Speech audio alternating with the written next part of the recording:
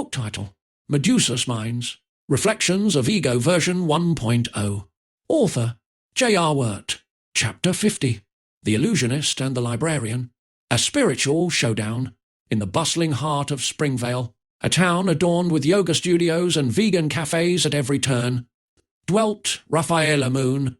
She styled herself as a spiritual guru, draped in flowing robes and adorned with a kaleidoscope of gemstone necklaces. Each day, Raphaela immersed herself in meditations, her Instagram, a meticulously crafted showcase of her spiritual endeavours. She could rattle off quotes from celebrated spiritual leaders at will, her social media followers in awe of her supposed connection to the mystical realms beyond. Yet, beneath this veneer of enlightenment, Raphaela's grasp on spirituality was nothing more than skin-deep. Her practices, while visually appealing, were a performance crafted for admiration rather than a quest for true insight. She had mastered the art of concealing her lack of depth with a cloak of perceived wisdom. She thrived on the adulation she received, her teachings often shallow echoes of thoughts penned in popular spiritual books. Despite her public persona, there were moments when the facade cracked. Alone, away from the prying eyes of her followers, Raphaela's confidence waned. She felt the gnawing doubt that maybe, just maybe, she was more an actress than an actual sage. Yet, each morning, she painted on a serene face and stepped into the role she had created for herself. Raphaela's life in Springvale was a continuous loop of teaching overly simplistic interpretations of complex spiritual concepts and hosting meditation sessions that were more about the ambiance than actual mindfulness. She paraded her spirituality like a peacock flaunts its feathers, bright and alluring but ultimately just for show. It was in this picturesque town, where every street corner whispered of enlightenment and every breeze carried the scent of incense, that Raphaela's path would eventually cross with someone genuinely versed in the ways of the spirit. But for now, she remained the unchallenged, self-declared beacon of spirituality, her true journey of self-discovery yet to begin. On the other side of Springvale, where the town's pretentious aura of enlightenment began to fade into the simpler, untouched streets, lived Jonah Reed. This unassuming librarian was the antithesis of Raphaela Moon. Jonah's apartment, a small nook above the town's ancient library, was his sanctuary, cluttered with books ranging from the mystical to the metaphysical. Unlike Raphaela, whose spirituality was as flamboyant as a stage performance, Jonah's was a quiet, deep-rooted commitment to personal evolution.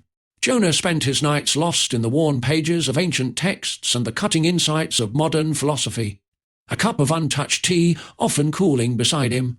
He didn't dress his wisdom in social media posts or garnish it with hashtags. His path was intensely private. A constant, quiet conversation with the universe. Rarely did he share his insights, believing firmly that true spiritual growth was a solitary journey, meant to transform the soul, not to be paraded in search of approval. His reticence, however, made him nearly invisible in Springvale's social circles, where loud voices and bold claims often drowned out the subtle truth. Raphaela, in her relentless pursuit of validation, initially mistook Jonah's silence for ignorance. They first crossed paths at a local book club meeting, an ironic venue for their meeting. Given that books were perhaps the only commonality in their otherwise divergent spiritual quests, while Raphaela filled the room with her loud declarations and cherry-picked wisdom, Jonah listened, his silence a deep lake, undisturbed and reflective. Their difference couldn't have been starker. Raphaela, draped in her ostentatious spiritual garb, seemed to Jonah like a gaudy butterfly flitting from one superficial nectar to the next. In contrast, Jonah was like a deep-rooted tree, his branches bare, unadorned but solid, reaching quietly toward the sky. Their interactions were few and fraught with unspoken tension. Raphaela, ever the performer, saw Jonah's lack of public display as a challenge to her self-styled authority. She viewed his quietude as a weakness, a gap in spiritual armour that she could exploit to bolster her own image. It was only a matter of time before she attempted to unveil what she perceived as his ignorance before the watchful eyes of their small town. Unbeknownst to her, Jonah's spiritual journey was as profound as the roots of the ancient oak under which he sat every morning, a silent witness to the dawn, His spirituality did not need an audience. It thrived on the rich soil of introspection and the quiet joy of discovery. Thus, their paths were set on a collision course, one that would reveal the depth of true wisdom against the shallows of spiritual pretense. In the heart of Springvale, beneath its crafted image of spiritual haven, the true journey of self-discovery for both Rafaela and Jonah was just beginning to unfold. On a chilly evening dense with the aroma of autumn leaves, the community of Springvale gathered in the warmly lit hall of the local community centre. It was here, under the weight of numerous curious gazes, that Rafaela Moon decided to publicly challenge Jonah Reed, the event, a monthly discussion group that typically buzzed with spirited debate and shared insights. Provided the perfect stage for her theatrical flourish, Rafaela stepped forward, her robes swirling around her like the mist of early morning. With a voice dripping with condescension masked as concern, she addressed Jonah, who sat calmly, an island of serenity amidst the restless sea of attendees. "Jonah," she began, her tone patronizing as she wove through a tapestry of spiritual jargon, "I've noticed you're always so quiet during our gatherings. It's important for us all to share and grow together. Perhaps you're finding the complexities of spiritual practice a bit too challenging? Let me share some insights that might help illuminate your path." She proceeded to quote liberally from various spiritual texts, her voice rising and falling with practiced emphasis, as if each word were a gemstone presented for admiration. The crowd murmured their approval, swayed by her charismatic delivery, her ostentatious display of knowledge designed to dwarf her quiet adversary in perceived ignorance. Jonah, meanwhile, remained a portrait of tranquility. His eyes, clear and untroubled, met hers as he listened, his demeanour undisturbed by her showmanship. This only fueled Rafaela's performance as she mistook his silence for an inability to respond, a gap in his spiritual armour that she exploited mercilessly to bolster her own stature. As she reached the crescendo of her monologue, spouting a particularly esoteric quote she believed unassailable, she smiled thinly. "See, spirituality is not just about silent contemplation, it's also about engaging and evolving with others. How can you grow if you do not interact?" The room, caught in the gravity of her presence, waited for Jonah's rebuttal, but he offered none, merely nodding thoughtfully, his silence a deeper communication lost to those only listening for words. Rafaela, buoyed by her apparent victory, beamed at the crowd, her ego swelling as she bathed in their adulation, unbeknownst to her. Beneath the superficial currents of her rhetoric, Jonah's stillness drew a stark contrast, his quiet not a void of knowledge, but a sanctuary of depth, a profound testament to his genuine communion with the spiritual truths that Rafaela had only skimmed in her theatrical displays. The evening wound down with Jonah's reputation seemingly diminished in the eyes of the community, a superficial judgment that Rafaela relished. However, her triumph was as ephemeral as shadows at dusk, for the true measure of wisdom in Springvale was not to be gauged by the applause of an audience, but by the silent resonance of authenticity and humility. Thus, under the judgmental eyes of Springvale, the stage was set for a deeper revelation, where the superficiality of ego would soon clash with the profound currents of true spiritual insight. In the shifting light of Springvale's golden afternoons, the town buzzed with the news of a visiting spiritual luminary. Rafaela, draped in her usual array of gemstones and silks, saw this as a prime opportunity to reassert her dominance in the spiritual hierarchy of the town. She attended the lecture, her mind swirling with rehearsed questions and insights that she believed would dazzle both the teacher and her audience. However, as the speaker delved into the nuances of spiritual practice, Rafaela's confidence began to crumble like dry clay. The depth of the teachings, the interplay of spiritual and mundane, was unlike anything she had encountered. Her prepared questions, once seeming sharp and profound, now felt blunt and naive. When it was her turn, she voiced a question she believed challenging, but the teacher's response was gentle, piercing, illuminating not the depth she lacked, but the surface she clung to. Meanwhile, Jonah, who had returned refreshed and deepened from a solitary retreat, sat quietly among the crowd. His question, when he finally spoke, cut through the superficial chatter like a clean, quiet breeze through stifling heat. It was a simple question, yet it resonated with a depth that reached the core of the teachings. The room fell silent as the teacher commended Jonah, recognizing in him the true essence of spiritual pursuit, continuous growth rooted in humility and personal insight. Rafaela felt as if the ground beneath her had shifted. The contrast between Jonah's profound simplicity and her own embellished complexity was stark. She had aimed to impress, to shine, but next to Jonah's genuine clarity, her efforts seemed garish, misplaced. It was a painful revelation, seeing her spiritual endeavours mirrored back at her with such unflattering clarity. In the days that followed, Rafaela's turmoil was internal and intense. The encounter at the lecture had exposed cracks in her spiritual facade so deep that she could no longer ignore them. It dawned on her that her spiritual path had been more about the applause than the essence, more about being seen as enlightened than actually seeking enlightenment. The humbling experience led Rafaela to approach Jonah, whose quiet presence in Springvale had always been a silent challenge to her more flamboyant spirituality. With a newfound respect and a genuine desire to learn, she asked him about the path to true spiritual growth. Jonah, ever the gentle teacher despite never seeking to be one, shared insights into the personal nature of spiritual journeys, emphasizing that true growth does not need an audience, but thrives in the quiet spaces of introspection and genuine engagement with the self. This marked the beginning of a true transformation for Rafaela, one that would strip away the layers of ego and pretense, and lead her to a more authentic engagement with spirituality. As for Jonah, he continued on his path, his presence a quiet testament to the power of sincere spiritual pursuit. In Springvale, a town that had once thrived on the superficial trappings of spirituality, a deeper understanding began to take root, fostered by the genuine journeys of its two most unlikely teachers. It was a raw, windswept afternoon when Rafaela Moon's facade of spiritual mastery began to crumble, like an ancient wall under the relentless assault of the elements. Her ego, once a robust castle built upon the praise and adoration of others, now felt as flimsy as a house of cards in the fierce gusts of truth that blew through the town of Springvale. She was sitting alone in her usual cafe, a place dripping with bohemian charm and the scent of organic coffee. Around her, the buzz of conversation felt distant, muffled by the storm raging in her heart.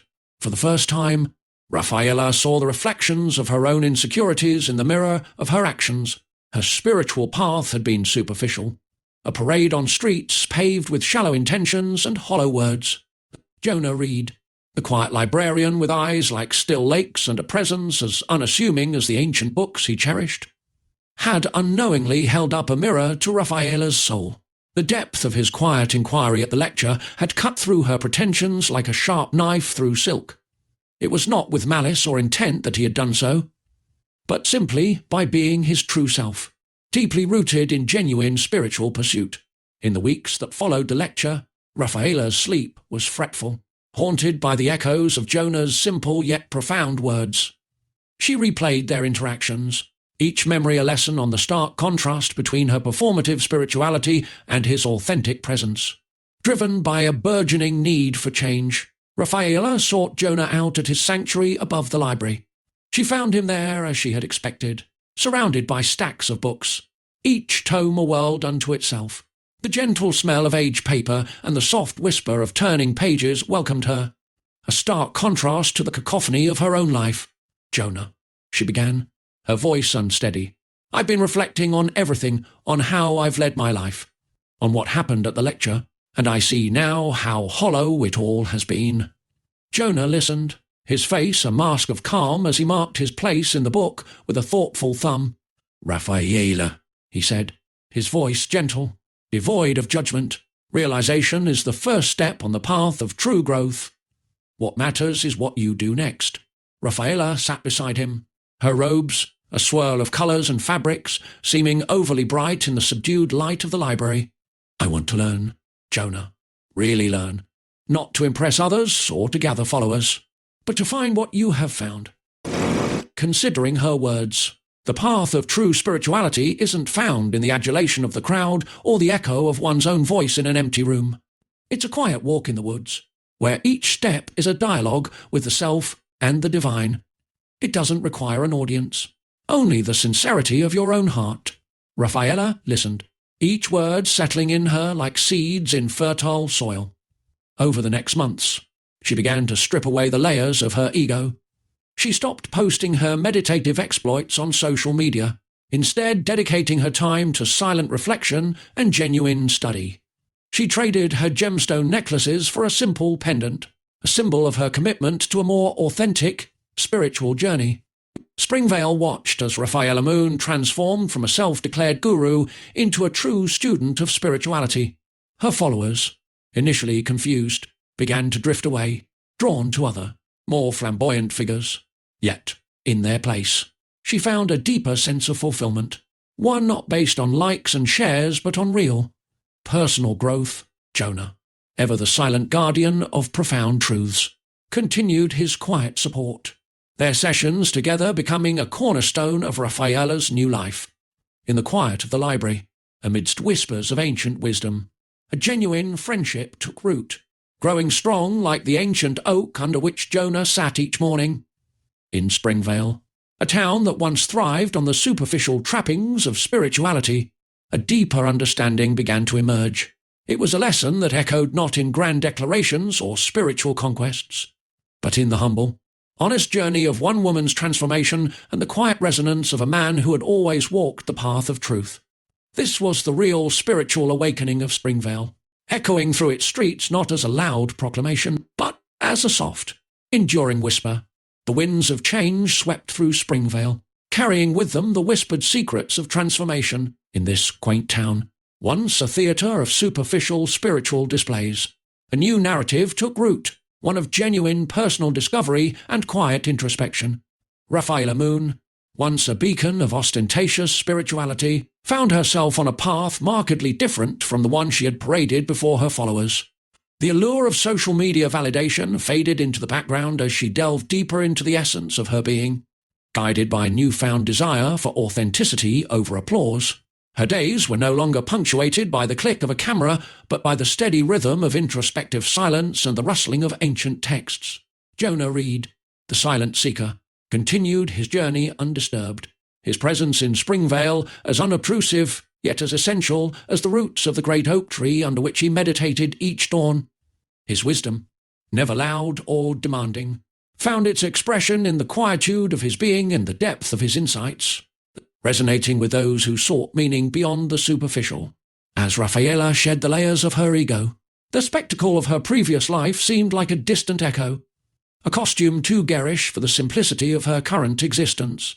Her transformation was not marked by dramatic revelations or public declarations, but by quiet, consistent steps toward inner clarity. The community of Springvale, initially puzzled by Rafaela's retreat from the public eye, began to witness the subtle yet profound shifts within her. The town's perception of spirituality, once skewed by the bright colours of Rafaela's flamboyant displays, started to align more closely with the understated, genuine practice exemplified by Jonah. Those who had once flocked to Rafaela for easy answers now found themselves drawn to the deeper, more challenging paths of self-discovery she now embraced. In this quiet transformation, the true essence of spiritual growth revealed itself not through orchestrated sessions or curated Instagram posts, but through the everyday actions and simple choices of two individuals walking their paths with honesty and humility. Rafaela's practice, now private and profound, involved long hours of meditation, the study of spiritual texts not for quotation but for understanding, and discussions with Jonah that were rich with introspective depth. Jonah, for his part, remained a pillar of silent strength, his insights deepening not only his own journey but also enriching Rafaela's. Their discussions, once a teacher-student exchange, evolved into dialogues between equals, exploring the vast landscapes of spiritual philosophies and personal growth. As the seasons changed, so too did the spiritual landscape of Springvale. The town, once a hub for those seeking the spectacle of spirituality, became a place where genuine seekers thrived, drawn by the quiet transformation of its once most flamboyant inhabitant and the steady, silent wisdom of the unassuming librarian.